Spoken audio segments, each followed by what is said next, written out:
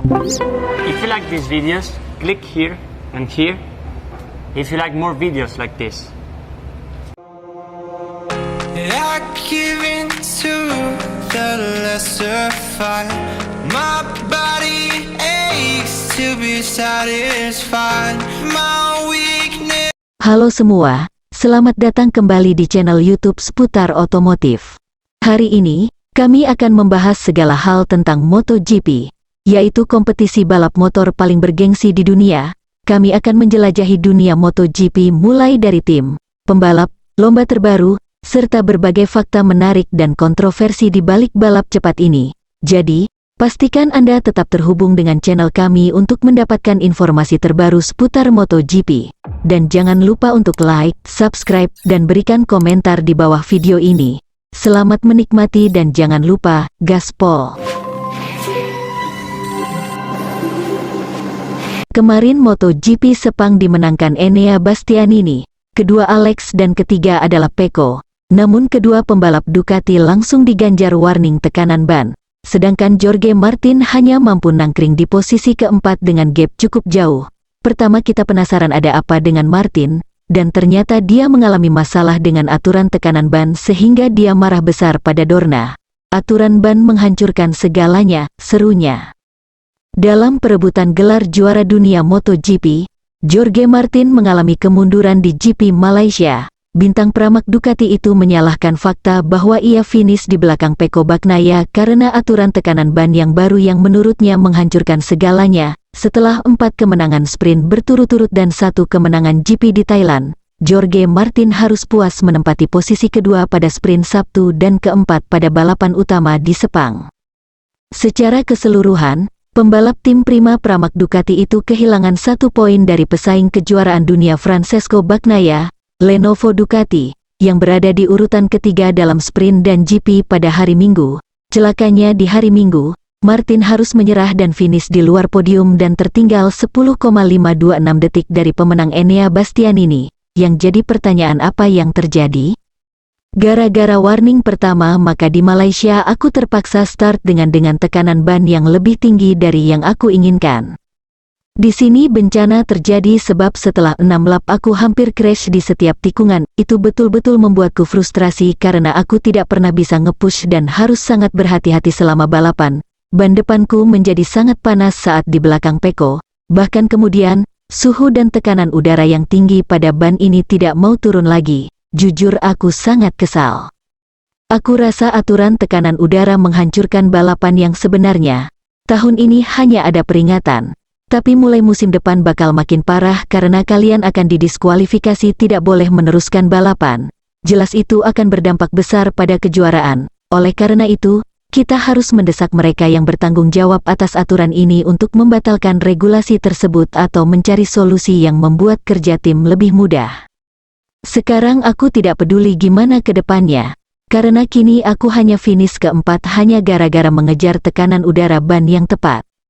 Aku lebih suka memperjuangkan kemenangan dengan tekanan angin ban rendah karena menurutku lebih aman. Race depan aku tidak peduli dengan penalti. Terserah mereka akan memaksaku mundur beberapa detik atau pada akhirnya menutup musim dengan 2 poin atau 80 poin di belakang Pecco di Piala Dunia. Aku tidak peduli. Itu sebabnya aku akan mengambil risiko di balapan berikutnya dan terus berusaha. Selama akhir pekan kami hanya kehilangan 1 poin. Itu tidak buruk.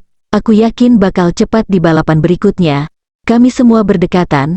Itulah sebabnya kedua belah pihak masih bisa menang atau kehilangan banyak poin. Tutupnya, rasa marah Martin ini cukup dimaklumi mengingat kekalahan Jorge karena dipasung aturan yang menurut pembalap MotoGP konyol. Dua rival kejuaraan dunia Martin dan Bagnaia masih memiliki 4 balapan di depan mereka saat ini terpaut 14 poin. Namun momok menakutkan akibat tekanan angin pada ban depan yang dipantau menggunakan sensor sejak dikeluarkan di GP Silverstone, tanggal 6 Agustus, akan menghantui para pembalap termasuk Pecco dan Martin.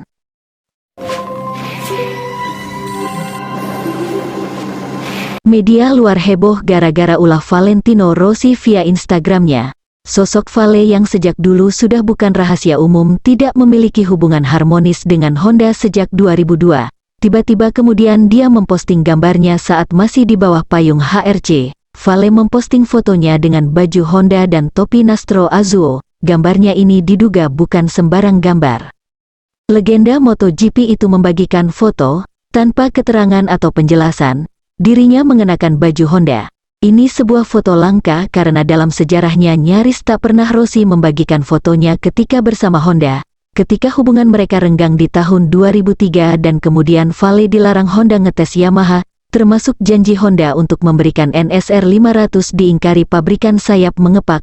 Sejak saat itu Rossi seperti antipati dengan Honda. Namun kemarin berbeda. Vale tiba-tiba memposting dirinya bersama Honda. Postingan ini bikin heboh seantero dunia.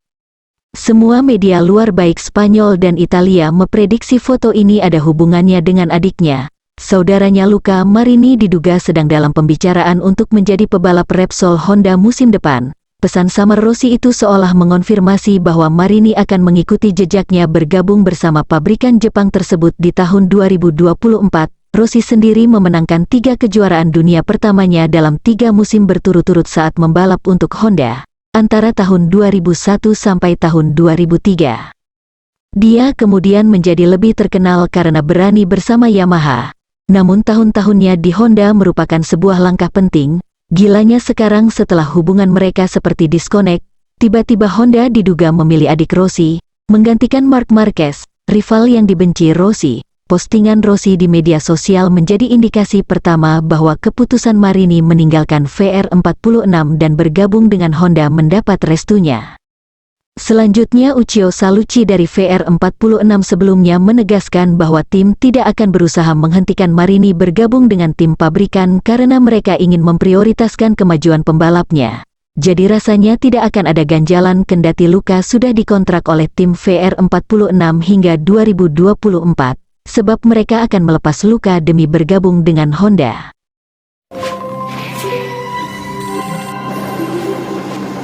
Rasa kesal diungkapkan Fabio atas kinerja FIM Stewart yang menurutnya konyol, sebab pembalap Yamaha tersebut dijatuhi denda 1.000 euro atau setara 16 jutaan pada hari Sabtu di MotoGP Malaysia karena melepas tali helmnya saat masuk ke pit lane selama latihan bebas. Menurut Fabio ini adalah keputusan konyol dan membuatnya sangat kesal. Aku rasa FIM Stewart tidak melakukan tugasnya, ini konyol, serunya. Sebenarnya di Sepang merupakan race yang sangat bagus bagi Yamaha. Fabio finish di posisi kelima dengan menggembirakan di Grand Prix hari Minggu sebelum mengungkapkan perasaannya tentang hukuman yang diberikan oleh FIM Stewart. Menurutnya hukuman yang diberikan kepadanya adalah konyol sebab mereka menjatuhkan hukuman setelah race selesai dan kebiasaan tersebut juga telah dilakukan bertahun-tahun. Para steward tidak melakukan tugasnya. Aku rasa mereka memberi hukuman dengan menutup mata dan memilih pembalap yang tidak mereka sukai.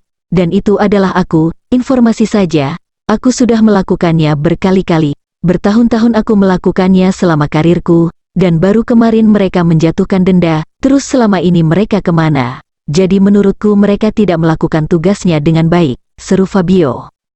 Keputusan FIM Stewart ini memang menimbulkan kontroversi. Salah satu reporter bernama Suzy Perry menyebut keputusan denda Quartararo sangat menyedihkan, namun rekannya dari TNT Sports, Michael Laverty, mendukung aturan ditegakkan. Ada aturan yang mengatakan pembalap harus mengenakan semua peralatan keselamatan di pit lane dan trek langsung. Tapi hukuman denda ini menurutku memang terlalu keras.